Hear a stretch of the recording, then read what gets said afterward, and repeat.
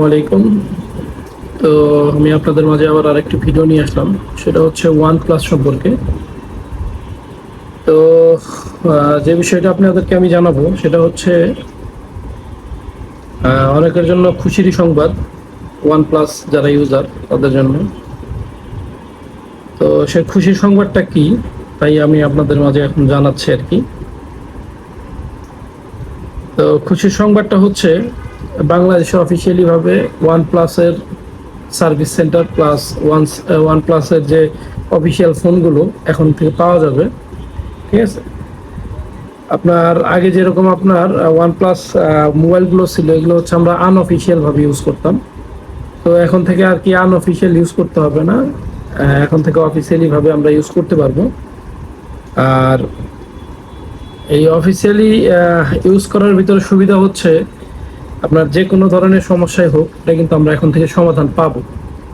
ঠিক আছে, তো সুখবরটা হচ্ছে আমি হঠাৎ করেই আর কি দেখতে পেলাম আর কি, যে আপনার 14ই মে 2024, 14ই মে 2024 আপনার বাংলাদেশ ইন্টারন্যাশনাল কনভেনশন সেন্টার, যেটা আর কি বসুন্ধরা কনভেনশন সেন্টার, এখানে আছে আপনার ওরা একটা ইভেন্ট আয়োজন করেছে। ঠিক আছে, তো আশা করা যায় যেহেতু প্রথম ইভেন্ট, তারা লঞ্চ করবে এই বিষয়ে আর কি, বাংলাদেশে ঢুকতেছে বা বাংলাদেশে অফিসিয়ালি ভাবে তাদের মোবাইল সেল করবে, এই জন্যই হয়তো তারা এই ইভেন্টটা চালু করতেছে। তো আশা করা যায় হয়তো বা আর কি যাদের গ্রিন লাইনের যে সমস্যাটা আছে, এটা হয়তো তারা সমাধান করে দেবে। আর যেহেতু সমাধান করে দেওয়ার সম্ভাবনা আছে, আর যেহেতু প্রথম ঢুকতেছে, ঠিক আছে, অবশ্যই আমাদের জন্য এটা সুখবর। আর দেখা গেছে গ্রিন লাইনের সমস্যার সমাধান যদি করেও থাকে, এটাও আমাদের জন্য ভালো। আর যদি নাও করে থাকে, তারপরেও আমাদের জন্য ভালো এটাই, যে আমরা এই মোবাইলটা অফিসিয়ালি ভাবে কিনতে পারবো। আর মানে আমরা যা OnePlus-এর যারা ভক্ত আছি, যেমন আমি নিজে কিন্তু একটা OnePlus ইউজ করতাম, যদিও গ্রিন লাইন পরার পরে আসলে আমি ইন্ডিয়া থেকে চেঞ্জ করে আনছি। এরপরে হয়তো আমি এই OnePlus থেকে সরে আসছি, এখন আইফোন ইউজার হয়েছি। কিন্তু OnePlus-এর প্রতি যে আমার একটা টান, এটা কিন্তু এখনো আছে। আর OnePlus সেটগুলো চালায় আমি যে মজা বা মানে পারফরমেন্স পাইছি, এটা আসলে বলার বাইরে। তো যেহেতু 14 তারিখে ওরা একটা ইভেন্ট আয়োজন করছে, ইনশাল্লাহ যারা পারেন অবশ্যই যাবেন। ঠিক আছে, আমি আপনার স্ক্রিনে দিয়ে দেব। তো যদি যান, হয়তো যারা আশেপাশে আছেন যাইতে পারেন, গেলে দেখতে পারবেন হয়তো যে তাদের যে কথাবার্তা বা কি কি বিষয়ে তারা লঞ্চ করবে, সেটা আপনি ইনশাল্লাহ দেখতে পারবেন। ঠিক আছে, আর মানে সুখবরটা এটাই আর কি, যে আসলে দেখা গেছে যদি OnePlus আমাদের এখানে আসে, ঠিক আছে, বাংলাদেশে আসে, সেক্ষেত্রে অবশ্যই আমরা কিছু না কিছু বেনিফিট তো অবশ্যই পাবো, তাই না? তো আশা করা যায় যে গ্রিন লাইনের যে সমস্যা মোবাইলগুলো আছে, হয়তো তারা কিছুটা হলেও সমাধান করে দেবে আমাদের। আর যদি দেয়, সেক্ষেত্রে হয়তো আমরা মানে সোনায় সোহাগার মতো হয়ে যাবো আর কি, যেহেতু আমরা ইন্ডিয়া থেকে আপনার মোবাইল রিপ্লেস করে আনতাম। ঠিক আছে, তো আমার এর আগে একটা ভিডিওতে আপনাদের হচ্ছে আমি একটা ভাইয়ের ঠিকানা দিছিলাম। ঠিক আছে, অনেকে যোগাযোগ করছেন এখানে।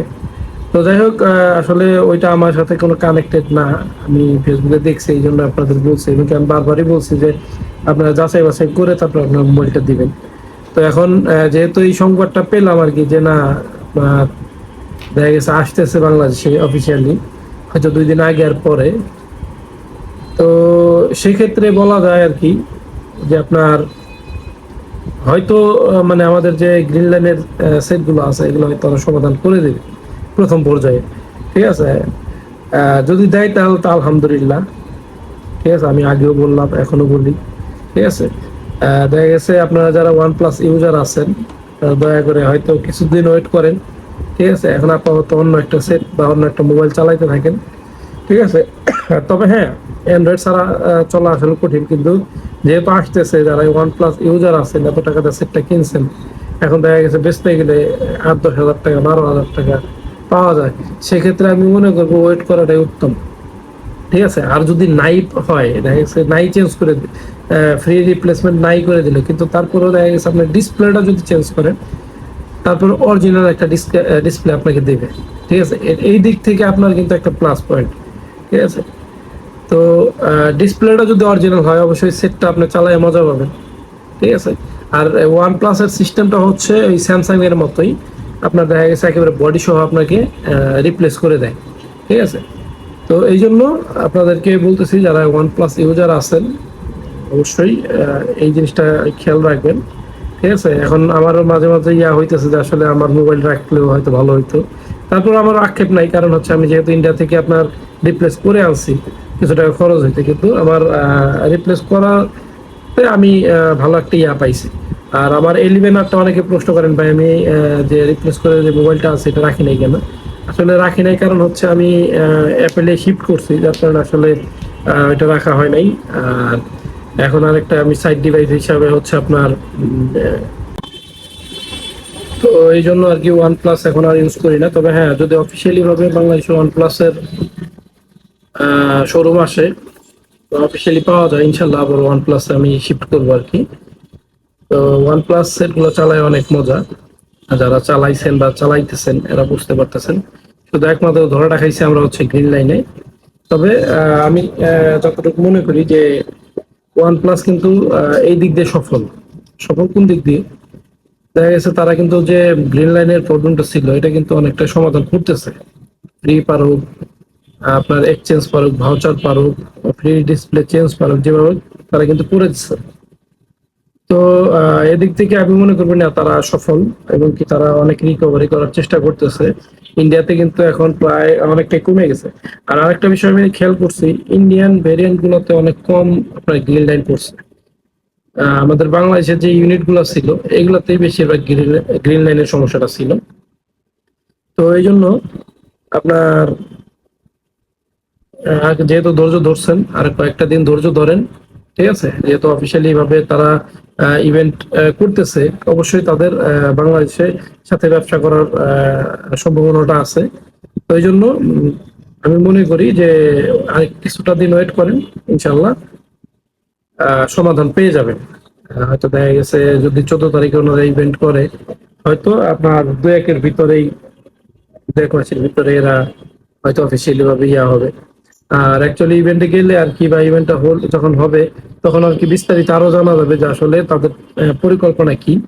তো এই জন্য আর কি ইনশাল্লাহ আমরা যাদের ওয়ান প্লাস আছে একটু ধৈর্য ধরেন, আবারও বলতেছি, ঠিক আছে।